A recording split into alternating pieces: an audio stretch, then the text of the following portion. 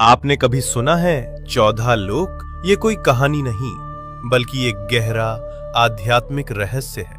हमारे ब्रह्मांड में कुल 14 लोक माने गए हैं, 7 ऊपर और 7 नीचे। ऊपर के 7 लोक, इन लोकों में आत्मा ऊंचाई की ओर बढ़ती है, ज्ञान, शांति और मोक्ष की दिशा में। भूलोक, ये वो लोक है जहां हम सभी मनुष्य रहते हैं।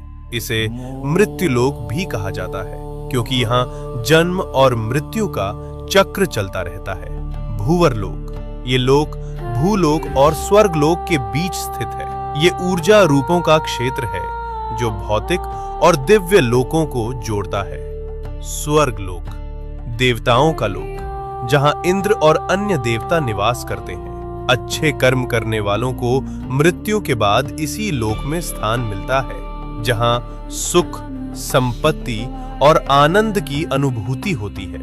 महरलोक, ये दिव्य ऋषियों, तपस्वियों और महान आत्माओं का निवास स्थान है, जहां वशिष्ठ और विश्वामित्र जैसे महान ऋषि तपस्या करते हैं। जनलोक, इस लोक में वे आत्माएं निवास करती हैं जिन्होंने ज्ञान और ध्यान में परम सिद्धि प्राप्त की होती है।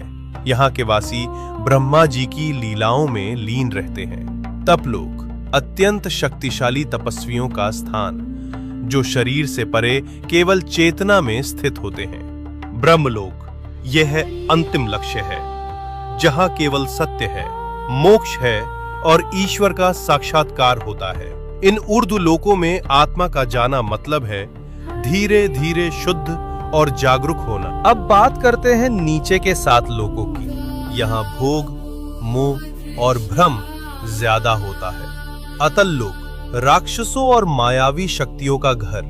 वितल लोक, जहाँ कामनाएं और भोग हावी रहते हैं। सुतल लोक, राजा बलि का लोक। वे दानवीर थे, लेकिन उनमें अहंकार भी था।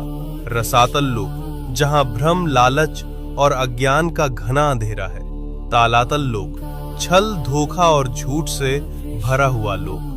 महातल लोक, जहां अंधकार और अहंकार का बोलबाला है। पाताल लोक, सबसे नीचे का लोक, तामसिक ऊर्जा और इच्छाओं का केंद्र। लेकिन इन सब का मतलब सिर्फ बाहरी दुनिया नहीं है। ये 7 लोक हमारे भीतर की नकारात्मक सोच और कमजोरियों का प्रतीक हैं। तो जब हम सच्चाई, भक्ति और सेवा में लगते हैं, हम ऊपर के लोकों से जुड़ते हैं, और जब हम लालच, मोह और गुस्से में फंसते हैं, हम नीचे गिरते हैं। सोच बदलो, लोक बदल जाएगा।